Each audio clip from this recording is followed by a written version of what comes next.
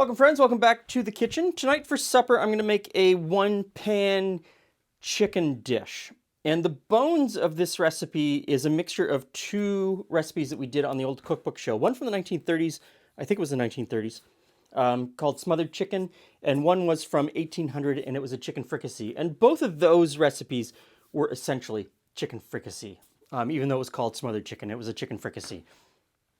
This is also a chicken fricassee. And I'm going to take the bits and pieces from those two other recipes, combine them, the best parts that I thought were the best parts, and add some new stuff so it's a full meal in that pan.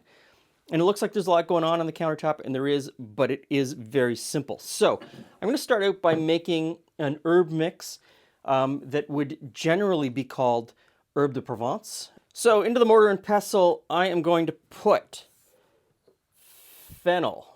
Okay, so to be fair, there's 1, 2, 3, 4, 5, 6, 7, 8. There's 8 different herbs that I have to put in here. So I'm going to have to read them off as I put them in. And it may not be the exact ones as I put them in. So I just put in the fennel. I need to put in rosemary. Need thyme. Marjoram. Tarragon. Basil, dried basil. Dried savory, and dried chevril. That is pretty much herbe de Provence. So if you want to buy a shaker of already made up herbe de Provence at your grocery store, go right ahead, have it on hand. There is one of the regular ingredients though is lavender, and I don't really like lavender to cook with. So I make my own. I mix up my own as I need it, just to make sure that I like to eat it. Everything else that's in the mixture I really like, not the lavender. Okay, now that that's all mixed up, we're going to deal with the chicken. So I have here 8 chicken thighs, and I have an egg yolk. And so I'm going to break the egg yolk and massage it into the chicken, or over the chicken. And just get it on every piece of chicken, everywhere that you can. With 8 pieces, you might need 2 yolks, but I think 1 is going to make it. Okay, now I'm going to season the chicken before we fry it. Obviously, salt. A little bit of salt. Not a whole lot. I can adjust the salt later, but you have to start out with a little bit. I'm using white pepper, and for no other reason then I had this little thing of white pepper on the counter from another recipe that I'm working on, and I might as well just use it up today in this recipe. If you've got black pepper, go ahead and use black pepper. You don't have to use white pepper. Now, a little bit of the herbe de Provence. And of course, I will do both sides of the chicken. I will turn it over before I go to the pan and cover both sides. Now, turn this pan up to sort of medium-high heat. And I'll put in a little bit of oil, get that heated up. That's looking good and hot. Now we're going to brown the chicken both sides. We don't have to cook it all the way through. Just like any operation like this, you're just browning the outside to build some flavor on the chicken and in the pan. So I'll get this in and let that do its thing. Now later in the recipe, I want to thicken the sauce. So I'm going to use a beurre Meunier. You've seen me make this before. It is really simple. It is equal parts butter and flour, and they're just mashed together. And you use this in places where a roux doesn't make sense. And in this case, a roux just is not going to make sense because of when we need to thicken the sauce. So as the chicken fries, I will just mash this flour into the butter.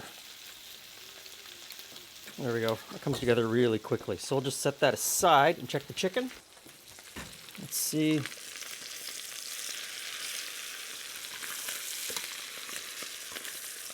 I'm going to say that looks good. So I've got a plate here, and we'll pull the chicken out and set it aside. Now there's quite a bit of oil in the bottom of this pan still. It's mixed is the oil that I put in mixed with whatever chicken fat has rendered out during the browning time.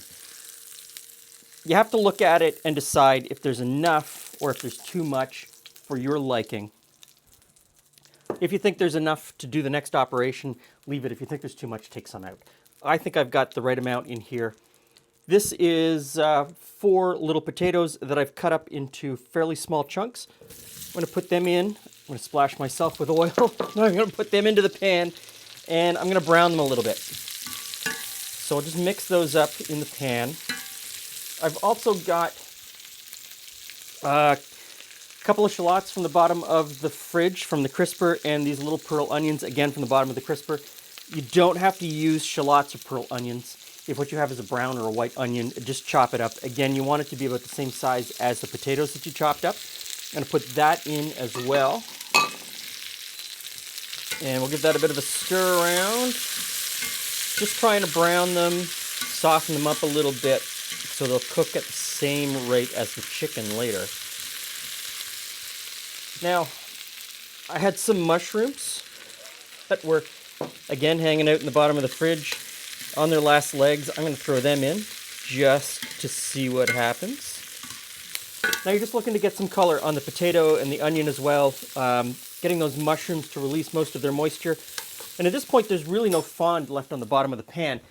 The potatoes and the onions have soaked it all up. So I'm going to pull all of that out of the pan.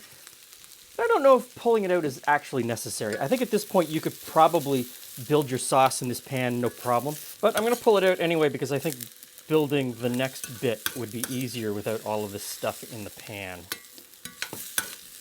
And watch the temperature of your pan at this point. You don't want it too hot right away for the next step. You don't want to burn in the bottom of the pan while you're trying to get the stuff out. So set that aside. Now I've got some white wine here. It's a Chardonnay. Chardonnay's not my favorite wine, but it will work well in this dish. And I'm going to put somewhere between 1/2 and 3/4 of a cup in there. And we'll let that bubble away. You want to reduce it by half, like everyone says, or even more. You want to concentrate the flavor. You also want to pull up any fond that's on the bottom, but there isn't any, pretty much, because it's all with the potato and onion. So we'll get that up. So you're looking for a wine with a bit of a bright, acidic flavor to sort of elevate all the other notes. If you don't like cooking with wine, don't use it. Don't use it. Just don't use it. I'm going to put in 1.5 cups of chicken stock. So put in 2 cups of chicken stock and maybe a tablespoon of a nice flavorful vinegar. And don't worry about the wine. So now I've got a spoonful of dried mustard. Put that in. Are you on Team Keynes or Team Coleman? I just get whatever one ends up in my basket at the grocery store. So I'm going to whisk that in. Now I've got the beurre meunier, and that's the same sort of thing. I'm just going to put in maybe half of what I made, whisk that in, and get it to thicken a little bit. I don't have to over thicken it at this point. I can probably turn that temperature down because there is one more thickening step before we get to the end. And I think the one at the end is really nice. It's the one I think really brings a lot to the dish. So whisk that in. Okay, I think that's looking good. Now, I've got a couple of sliced up carrots. I'm going to put those in. Put back in the potatoes, onions, and mushrooms. And then place the chicken on top. Last piece of chicken and the juice that was on the plate from the chicken. And I've got a few sprigs of fresh thyme here, so I'm just going to put them in the pan as well. A couple places. Now I'm going to put the lid on this, and I'm going to cook this on sort of a medium-low heat until the chicken is cooked through. And I could do this in the oven. Depending on the time that I have between cooking this and when Julie gets home, the oven is probably the best bet. You put it in at 325 and you can almost forget about it. You do need to lift the lid every once in a while and look at it and see if you need to add more liquid. Same as you do on the stovetop. I think today I can leave it on the stovetop and just kind of let it go. Now, the chicken should be cooked. So, I've got the oven preheated. I like braised chicken.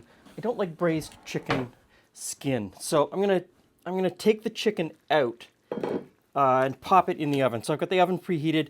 Right now it's 350, but I think I might bump it up. You could even put the broiler on if you watch it carefully. Be careful with the broiler. Pop this in the oven to crisp up the skin a little bit. And next we'll finish the sauce in the pan. So I need about a 1/4 cup of whipping cream or heavy cream. This final step isn't completely necessary, but I think it adds just an incredible silky smooth texture to the sauce. So I'm going to pull the thyme out. It's done its thing. We don't need it in there anymore. So that comes out. Potatoes are cooked through. They're nice and soft. So I've got the whipping cream. And to that I'm going to add an egg. And we'll just whisk that egg into the cream. And I've got a lemon here, and I just want a squeeze of lemon. So probably not even the juice from half a lemon. Now, because there's egg in this, I'm just going to get a little bit of the sauce out of the pan and put it in the cup just to temper it.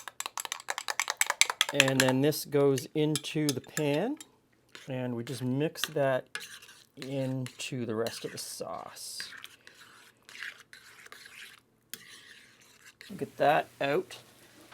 You don't have to crisp the chicken. I'm sticking behind you here. Hey, friends. You don't have to put the chicken in to crisp it. I just like crispy skin. Looks all crispy, though. I know. I like crispy skin. So, You've got all the, I don't even, I have nothing to do. The forks are here. I can turn that off. So, put a piece of chicken on here for us to taste. And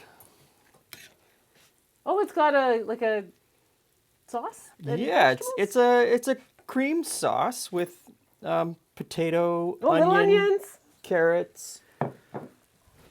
That's like hot out of the oven. Yeah. Okay, let's cut that open. Let's see what we've got here.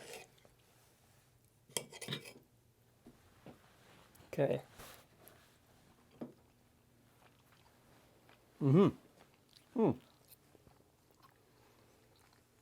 It's really good.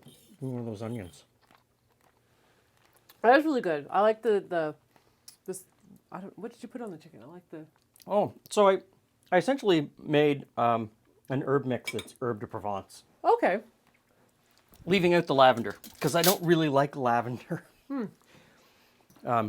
And it adds a whole lot to it. And the egg and the cream and the sauce really give it a nice, smooth, silky. Yeah, that's really quite lovely. I feel like I need to now leave this space and go put it in a proper plate and eat some supper. Mm-hmm. Okay, so it seemed like there was a lot going on there, but it really is pretty simple. And don't feel that you have to follow the vegetables that I used. Substitute other vegetables if you've got them in your fridge. And if you don't have the makings for the herb de Provence, throw in another spice or herb mix that you really like, because it would go with this. It's a pretty, it's a pretty standard kind of base recipe. Yeah. So there you have it. I don't know what to call it. Smothered chicken deluxe? Oh, deluxe. Chicken fricassee royale? I don't know what to call this. Anyway. Glenn's smothered chicken? Glenn's smothered chicken. Exactly. This is a great meal. Thanks for stopping by. See you again soon.